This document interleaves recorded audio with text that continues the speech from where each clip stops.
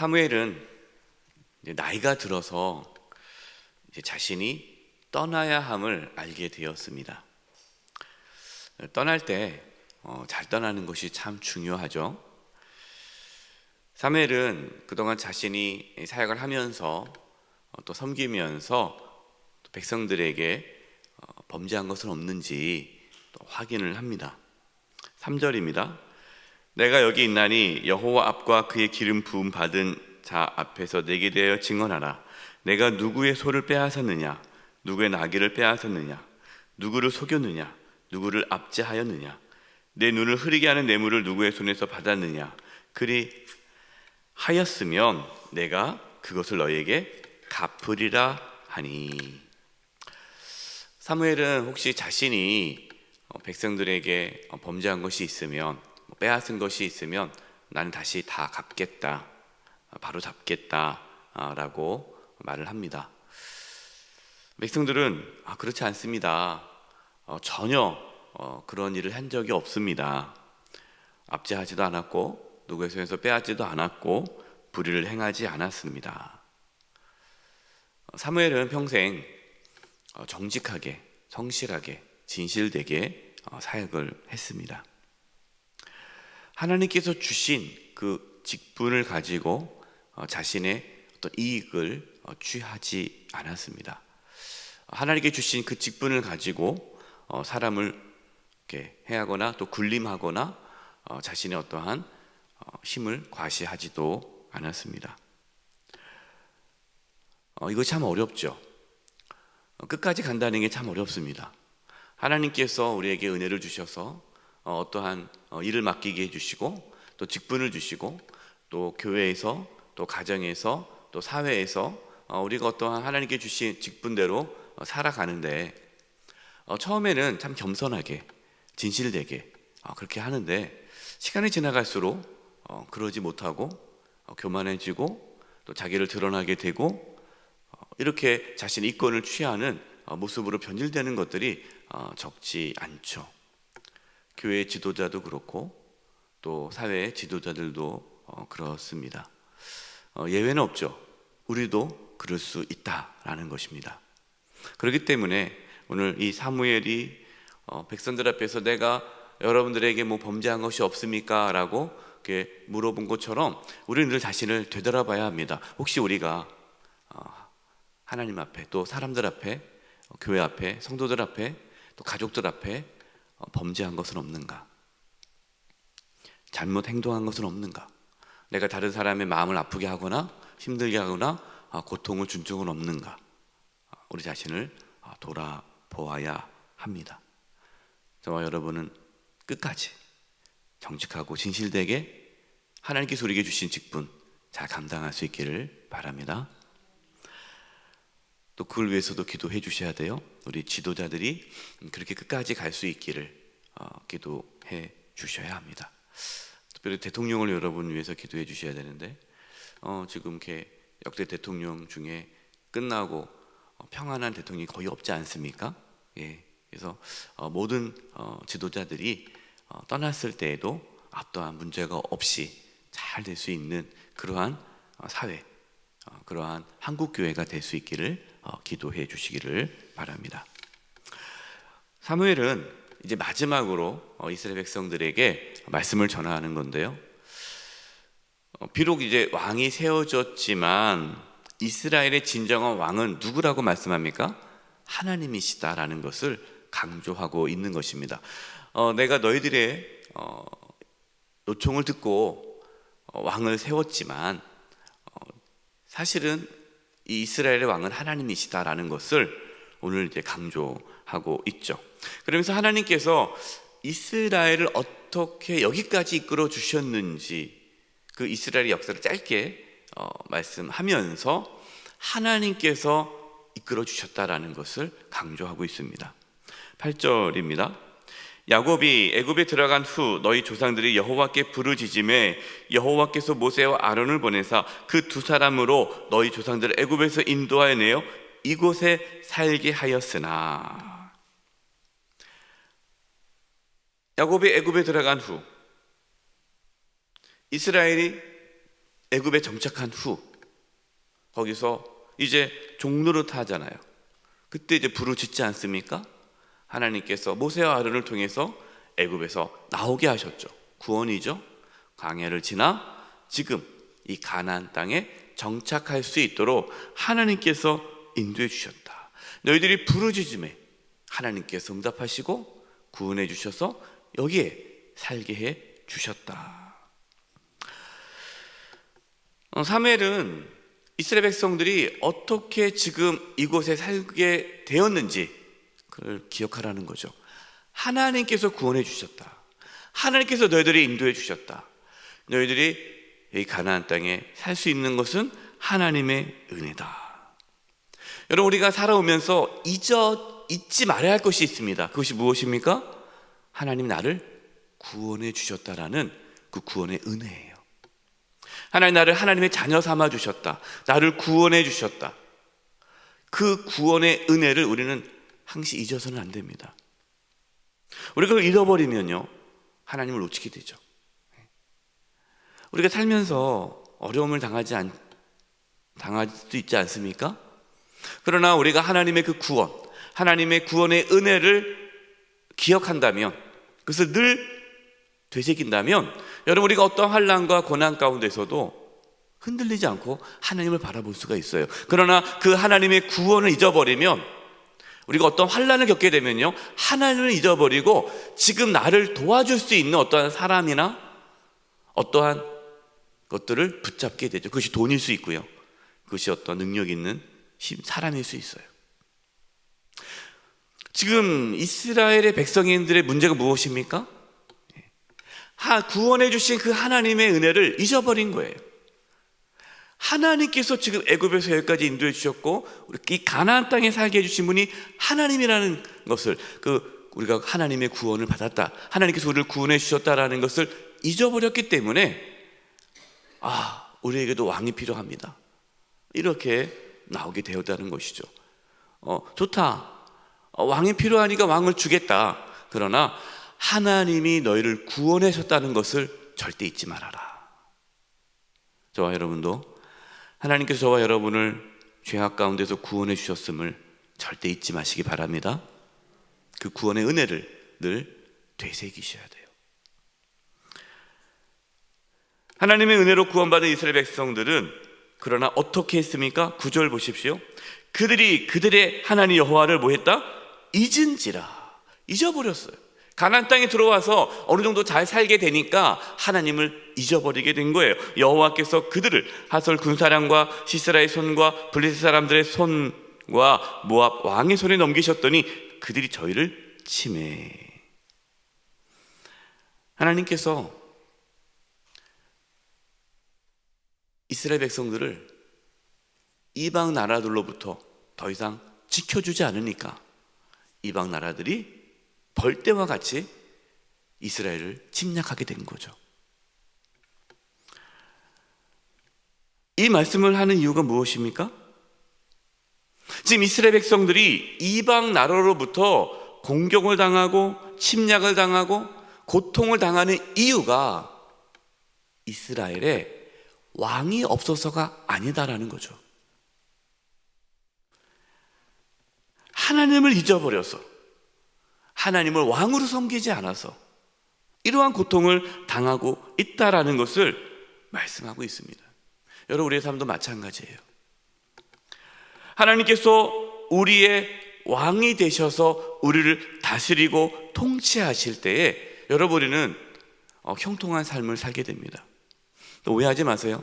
이 형통한 삶을 산다 하니까 그러면 내가 하나님을 왕으로 잘 모시면은 뭐 아프지도 않고 어려움도 없고 고난도 없고 그냥 모든 게 다 잘 되나? 단순히 여기서 형통이라는 것은 그런 의미를 뜻하지 않고, 물론 그런 것도 있죠. 하지만 그것을 넘어서는 하나님의 함께함으로 우리의 삶에 하나님의 선하심이 나타난다라는 것입니다. 하나님을 왕으로 섬기지 않고 우리가 어떤 다른 것으로 문제를 해결하려고 한다면 여러분, 그 문제는 해결되지 않습니다. 우리의 생사화복이 하나님의 손에 있음을 다시 한번 기억하시고 또 믿으시고 하나님을 왕으로 섬길 수 있기를 바랍니다. 10절입니다.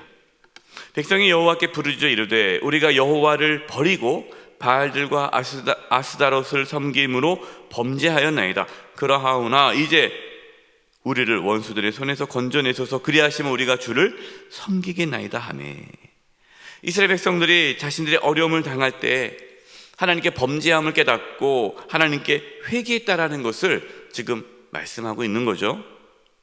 하나님께 기도할 때에 하나님께서 어떻게 하셨습니까? 이스라엘 백성들을 11절 여호와께서 여룻바알과 베단과 입다와 나 사무엘을 보내사 너희를 너희 사방 원수의 손에서 건져내사 너희에게 안전하게 살게 하셨거늘. 하나님께 회개하고 다시 하나님을 찾을 때에 하나님께서 그때마다 이스라엘 백성들을 구원해 주셨다. 누구를 보내서요? 하나님의 사람들을 보내셔서, 이게 사사죠. 사사들을 보내서 구원해 주셨다. 안전하게 살게 된 것이 오직 하나님의 보호하심에 달려있다라는 것이죠. 여러분 지금 어떤 어려움이 있습니까? 하나님께 매달리시기 바랍니다.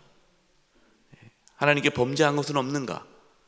하나님 말씀을 통해서 우리 자신을 되돌아보고 회개하고 하나님의 도우심을 구하시기 바랍니다. 하나님께서 우리를 안전하게 해 주십니다. 그런데도 안타깝게도 이스라엘 백성들은 하나님께서 인도하시고 지켜주셨음에도 불구하고 왕을 구하였습니다.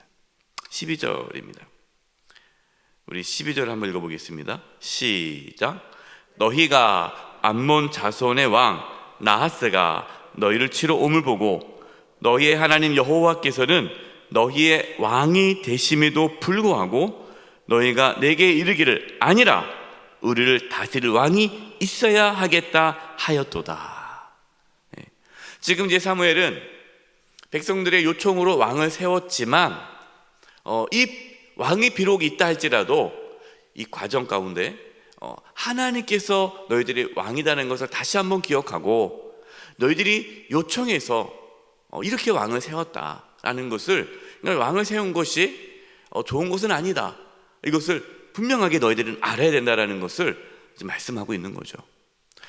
여러분 좋은 게 좋은 거니까 그냥 원하는 대로 해주면 좋지 하고 넘어갈 수 있겠죠. 그러나 사무엘은 분명하게 너희들이 원해서 이걸 해주지만 그러나 이것은 그렇게 썩 좋은 것은 아니다.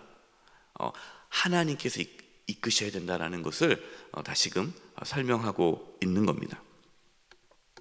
그러면서 이제 14절 15절 말씀이 이제 사무엘이 백성들에게 하고 싶은, 전하고 싶은 말씀인 거예요. 그 앞에 쭉 말씀한 것은 내가 여러분들에게 범죄한 것은 없느냐, 내가 그동안 하나님 말씀만을 전하지 않았느냐, 내가 정말 어떠한 이권을 위해서, 누구를 위해서 내가 하나님 말씀을 이렇게 전한 것이 아니지 않느냐, 내가 누구 듣기 좋으라고 내가 그렇게 지금까지 사역하지 않지 않았느냐, 나는 그동안 정말 정직하게 하나님께서 나에게 전하는 말씀만 늘 전하고 왔다. 그리고 그동안 하나님께서 너희들을 이끌어주지 않았냐 하면서 쭉 역사를 얘기해 주는 거예요. 그래서 결론, 이 말씀을 앞에 있는 쭉 한 이유가 뭡니까? 이게 14절 15절이에요 제가 읽을게요. 너희가 많이 여호와를 경외하여 그를 섬기며 그의 목소리를 듣고 여호와의 명령을 거역하지 아니하며 또 너희와 너희를 다스리는 왕이 너희의 하나님 여호와를 따르면 좋겠지만은. 15절 같이 한번 읽어보겠습니다. 시작. 너희가 만일 여호와의 목소리를 듣지 아니하고 여호와의 명령을 거역하면 여호와의 손이 너희의 조상들을 치신 것 같이 너희를 치실 것이라. 비록 왕이 있다 할지라도 그 왕이, 그리고 백성들이 하나님을 경외하지 아니하고 하나님의 목소리를 듣지 아니하면 왕이 있다 할지라도 그 왕이 너희들을 지켜주지 못할 것이다. 왕도 하나님의 심판을 받게 될 것이다. 마지막으로 사무엘이 전한 메시지는 왕이 있다 할지라도 이스라엘의 왕은 하나님이시다. 여러분, 우리에게 필요한 모든 것들이 있죠. 나라에 대통령이 있어야 되죠. 대통령이 세워져야 합니다. 지도자들이 세워져야 돼요. 근데 우리는 어떤 생각이 있습니까? 내가 원하는 후보가 되면은 문제 없어. 그렇지 않다는 거예요. 너희들이 원하는 왕을 세웠다고 해서 끝난 것이 아니다. 그 왕이, 백성들이 하나님을 경외하지 않으면 아무 소용이 없다. 여러분, 그래서 우리는 유정자들을 위해서 기도해야 됩니다. 지도자들을 위해서 기도해야 합니다. 끝까지 우리 모든 지도자들이, 그리고 우리 모든 국민들이, 우리 모두가 다 하나님을 경외하고 하나님 말씀에 순종함으로 하나님이 왕이 되셔서 이 대한민국을 다스리고 우리 교회를 다스리고 이 민족을 다스릴 수 있기를 기도해야 합니다. 하나님만이 왕이십니다. 이제 우리 합심해서 기도할 텐데요, 오늘 말씀을 통해 다시금 우리를 구원해 주신 그 하나님의 은혜를 기억하면서 하나님께서 우리를 이끌어 주지 않으면 안 된다라는 것을 고백하고, 하나님, 또 대통령을 하나님 세워주셨는데 또 그 대통령이 하나님을 경외하는 가운데, 하나님을 두렵고 떨린 가운데 또 국정을 잘 끌어갈 수 있도록, 유정자들이 또 바로 설 수 있도록 또 우리 교회 지도자들을 위해서 기도해 주시기 바랍니다. 우리 목회자들과 우리 모든 장로님, 당회원들이 또 하나님을 늘 경외하고 순종함으로 또 교회를 잘 섬기며 나아갈 수 있도록 우리 모든 한정 직분자들 위해서 기도해 주시고, 또 우리 각 지도자들, 우리 가정의 또 부모들이 하나님을 경외하는 가운데 가정을 잘 섬길 수 있도록 우리 자신이 하나님을 경외함으로, 하나님 왕으로 섬김으로 우리가 속해 있는 공동체가 또 하나님의 은혜 가운데 잘 나갈 수 있도록 하나님을 왕으로 모시는 대한민국, 우리 교회, 한국교회, 우리의 가정이 될 수 있기를 이 시간 합심해서 중보하며 기도하겠습니다. 기도드리겠습니다.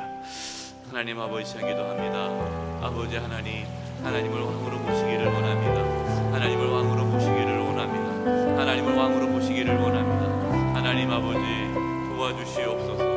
하나님 역사하여 주시옵소서.